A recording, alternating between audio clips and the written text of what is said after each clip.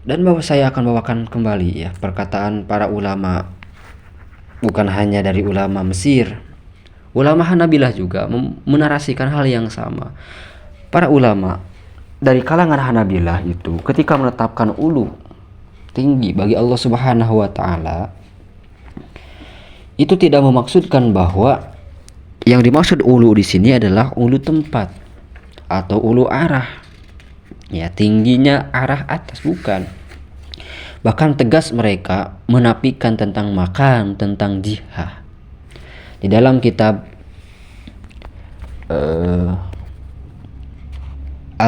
Al-Hanabilah wal ikhtilafu baina atau ma'a salafiyah mu'asirah, yaitu kitab yang berjudul, secara kalau bahasa kitanya adalah perbedaan mazhab Hambali dengan Salafi kontemporer atau Salafi Wahabi.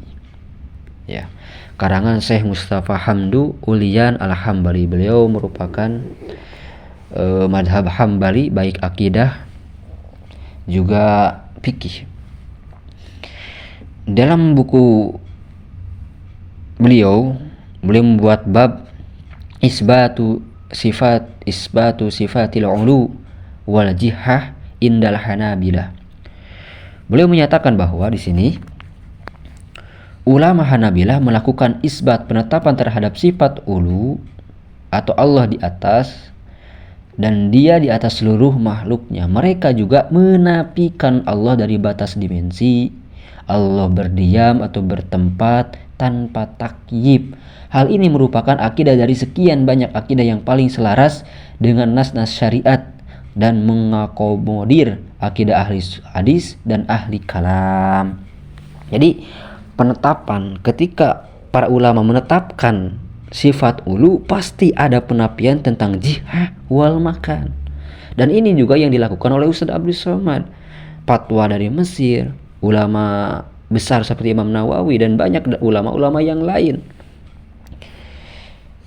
Walaupun beliau mengakui ada di kalangan Hanabilah yang menetapkan jihah, seperti Imam Al-Karmi Al-Hambali di dalam kitabnya Aqawil As-Siqqah. Tetapi beliau menjelaskan tentang panjang lebar tentang hadis jariyah. Apa yang dimaksud dengan mar'i Imam Al-Mar'i Al-Karmi? Isyarat yang diperagakan budak perempuan ini ke arah langit bukanlah isyarat Allah berada di langit, bukan. Namun isyarat tersebut hanya menunjukkan ke arah aras. Masih ada kemungkinan ya ke arah aras. Dan narasi yang dibawakan oleh Imam Al-Karami ini hampir sama dengan Imam Nawawi ya. Bukan berarti Allah itu berada di langit, bukan. Kemudian Mar'i Al-Karami berkata, menegaskan, memberi isyarat ke arah Allah tidak seperti memberi isyarat ke jisim, kepada fisik yang bertempat. Bahkan isyarat itu menunjukkan isbatul wujud. Jadi ketika dikatakan bahwa Allah itu di arah atas, pandangan Imam Hambali ini ya, karena banyak ya, beliau menukilkan banyak ulama yang menafikan makan wal jihah. Tetapi di sini ada memang perkataan dari ulama Hanabilah kontemporer seperti Imam Mar'i Al-Karmi yang mengisbat arah. Tetapi isbat arah yang dilakukan oleh Imam Al-Karmi ini bukan berarti Allah bertempat, tetapi hanya bentuk bentuk atau isyarah bahwa Allah itu wujud. Itu saja secara mutlak ya. Bahkan imam yang lain beliau membawakan pandangan, ada bab ya,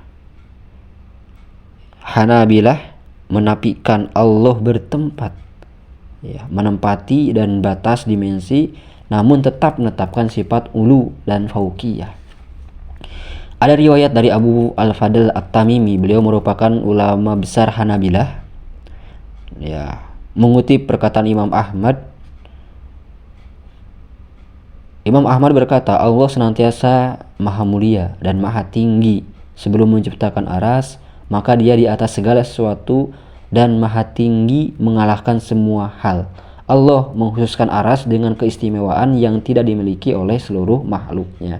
Jadi ketika Allah Subhanahu wa taala belum menciptakan, Allah sudah memiliki sifat ulu, sifat maha tinggi. Dan ketika Allah menciptakan makhluknya, kemahatinggian itu masih senantiasa ada karena sifat Allah itu qadim. Kenapa dikhususkan dalam ayat-ayat itu Ar-Rahmanu alal arsistawa? Karena untuk mengistimewakan makhluk yang Allah ciptakan, yaitu aras. Ya.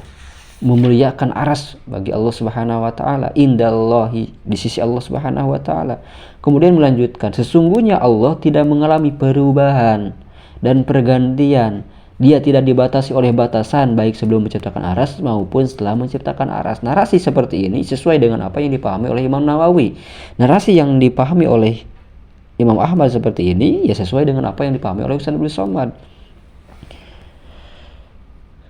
Bahkan Imam Ahmad mengingkari orang yang mengatakan bahwa Allah ada di setiap tempat dengan zatnya, karena tempat-tempat seluruhnya itu terbatasi, termasuk walaupun tidak mengatakan Allah itu bertempat di aras, sama aja ketika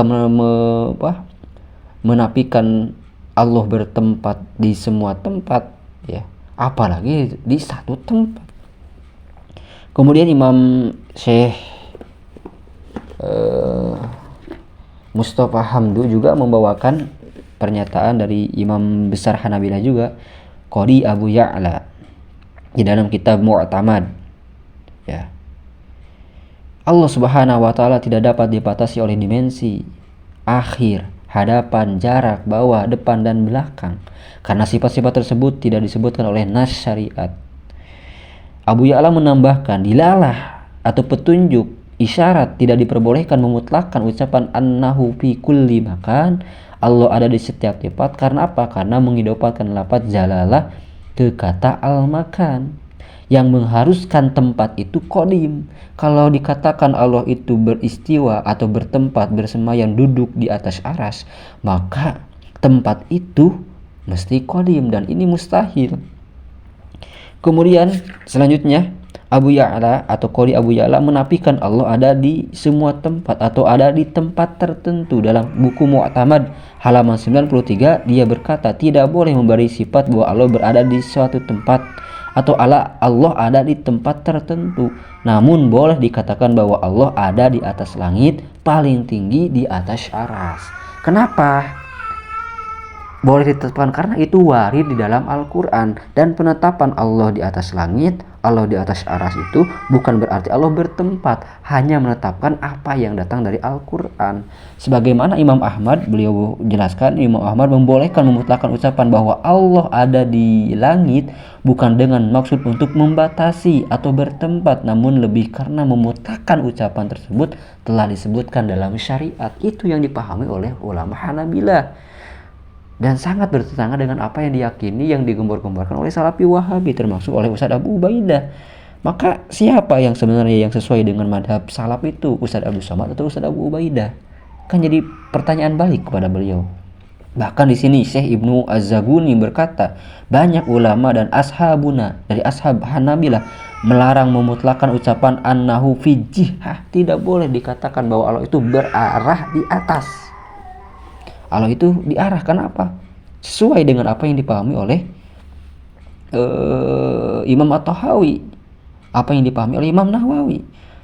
Apa penjelasan Imam Az-Zabuni? Karena kata zihah merupakan kata zorob yang mengharuskan terbentuknya metode kalimat az-zorfiyah, adanya ruang, adanya waktu.